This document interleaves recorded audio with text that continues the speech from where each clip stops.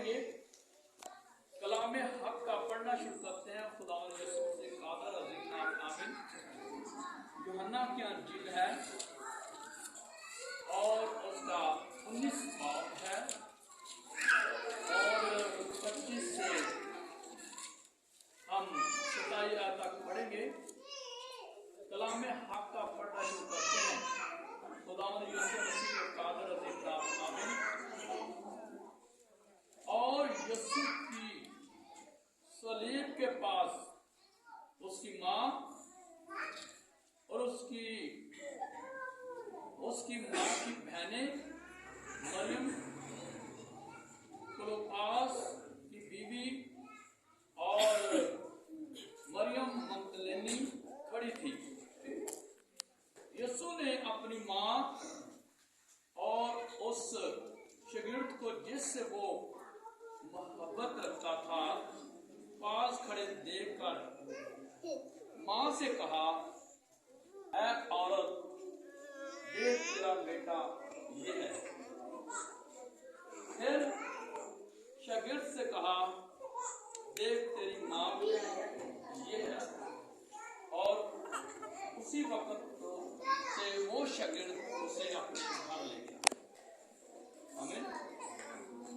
हम इस कलमा से जो खुदावंद यीशु मसीह ने इरशाद आज़म किया, कलाम किया अपने शागिर्द से और अपनी माँ से कलाम किया, इस हवाले के अंदर हम देखते हैं कि खुदावंद यीशु मसीह अपने ज़मीनी माँ बाप का भी फरमाबरदार है। उसका वो ख्याल करता है, उनकी खिदमत करता है। अब वो खुदावंद यीशु मसीह सलीब पर है और वो अपनी माँ की फिक्र करता है। आमीन आमीन। हम दुनिया के अंदर दो बेटे देखते हैं। कितने बेटे देखते हैं? दो बेटे देखते हैं खुदा के कलाम में से। वो अपने माँ बाप के फरमाबरदार हैं। आमीन। एक बेटा इसहाक है, वो भी जान देने तक वफादार है। और एक बेटा यीशु मसीह है जो अपने बाप का हुक्म मानता है, जान देने तक वफादार रहा। आमीन आमीन आमीन। हम पहले बदनी अलामत पर इसहाक पर गौर करेंगे। तो पैदाइश की किताब है, पैदाइश की किताब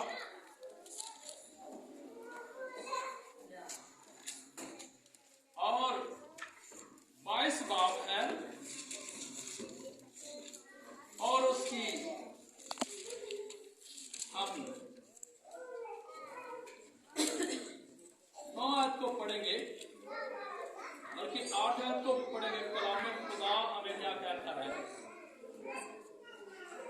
अब्राहम ने कहा, ऐ मेरे बेटे, खुदा आप ही अपने वास्ते सोफ्तनी कुर्बानी के लिए बड़ा मुहैया करेगा। तो वो दोनों आगे चलते गए और उस जगह पहुंचे जो खुदा ने बताई थी।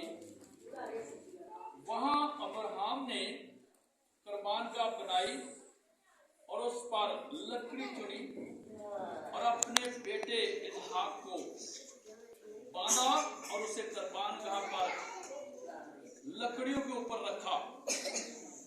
और अब्राहम ने हाथ बढ़ाकर अपने बेटे को ज़िबह करे। तब खुदावंद के फरिश्ता ने उसे आसमान से पुकारा, ऐ अब्राहम, ऐ अब्राहम। ने कहा, मैं हाजिर हूँ। ये जो इसहाक बेटा है, ये नौजवान है।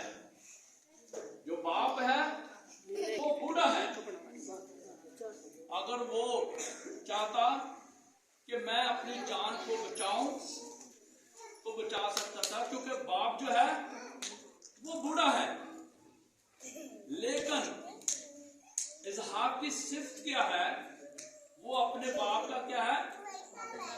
फर्मा बरदार है और अपने खुदा का भी फर्मा बरदार है।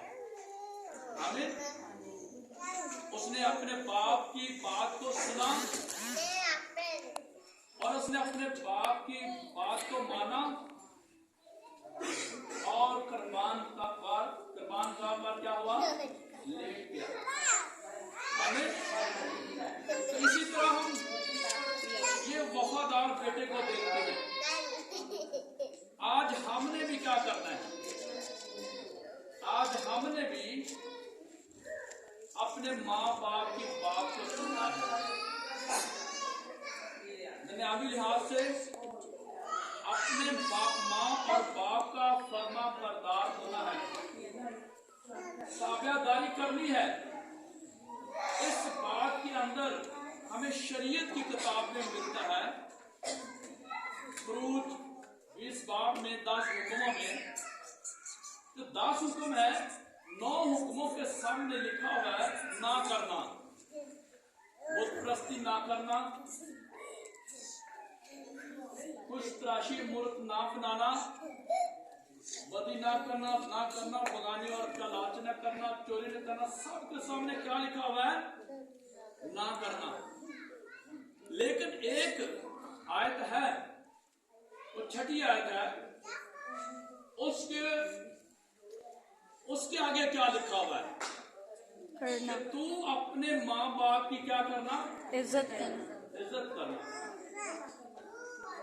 इज्जत करने से, अपने माँ बाप की इज्जत करने से 2 चीजें मिलती हैं हमें। पहली क्या है? तेरी उम्र क्या होगी? दराज होगी। और दूसरा क्या होगा? उम्र पर तेरा क्या होगा? भला होगा।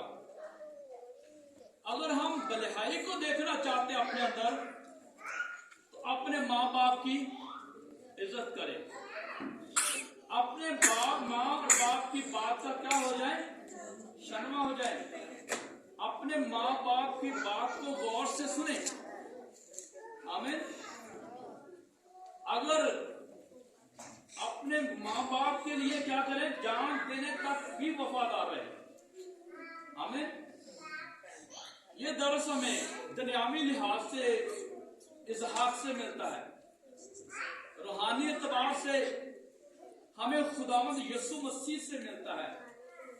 खुदावंद यीशु मसीह इस हद तक अपने खुदा बाप का फरमाबरदार रहा, वफादार बेटा बना। उसने अपनी जान का क्या किया? दे दिया। अपना बेशबहा कीमती खून उसने क्या किया? सलीब पर बहा दिया। अपना बेशबहा कीमती खून उसने क्या किया? सलीब पर बहा दिया। इस शख्स तक अपने माँ बाप का फर्मा बरदार रहा। दुनियावी लिहाज से सलीब पर भी है,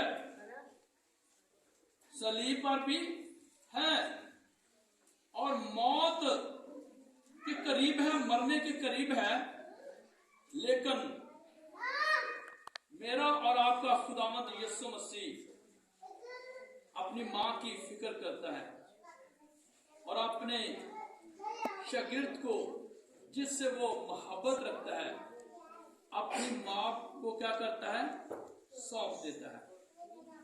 अपनी माँ को क्या करता है? सौंप देता है। आमीन।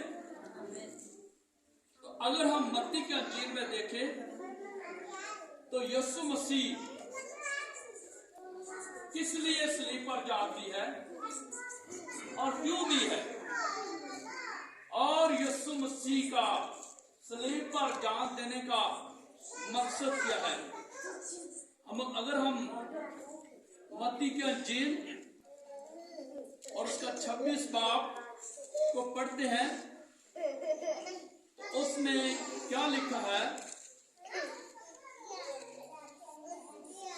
26 बाब की 29 आयत से लेकर हम 41 आयत तक पढ़ेंगे।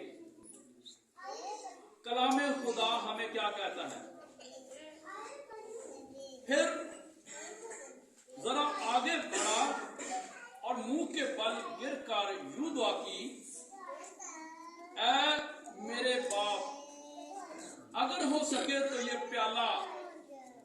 से टल जाए तो भी ना जैसा मैं चाहता हूं बल्कि जैसा तू चाहता है वैसा ही हो। आमीन। जैसा तू चाहता है वैसा ही हो। सलीब पर जान देना, सलीब पर अपने बेशबहा कीमती खून को बहा देना, अपने हाथों में पांव में कीट ठुकवा लेना, अपनी पसली में नेजा खा लेना और अपने सर पर कांटों का ताज पहन लेना और अपनी जान का फिदिया दे देना, ये किसकी मर्जी थी? खुदा बाप की मर्जी थी। और खुदा का बेटा यीशु मसीह अपने बाप की मर्जी को पूरा करने के लिए आया और उसने किया। आमीन। इस हद तक अपने बाप का वफादार रहा कि जान देने तक वफादार रहा। और हमको ये हक बख्शा कि हम खुदा को बाप, अब्बा यानी बाप कहकर पुकार सकते हैं।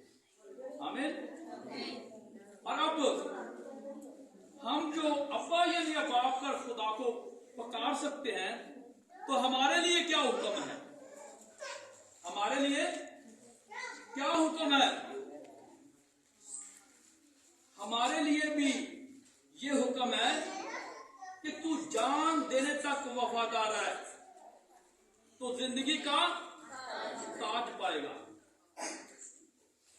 यीशु मसीह बादशाहों का बादशाह, खुदाबंदों का खुदा क्यों बन गया?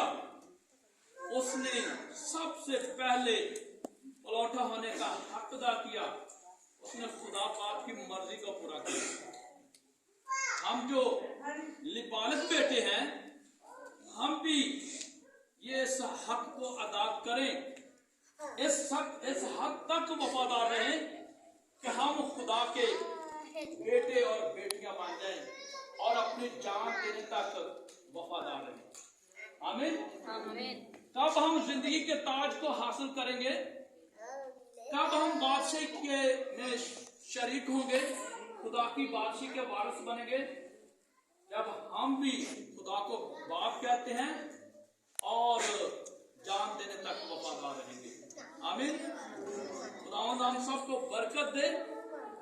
हम सब अपने बाप के हजूर जान देने तक वफादार रहें ताकि हम हमेशा की जिंदगी का वारिस बन जाएं, ताकि हम हमेशा की जिंदगी को हासिल कर लें।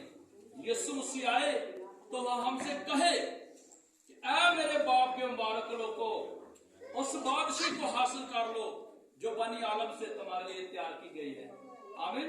आमीन। खुदावंद यीशु मसीह हम सबको बड़ी बरकत दे और अपने कलाम के मुताबिक, अपनी मर्जी के मुताबिक हमें जिंदगी बसर करने का बख्शे।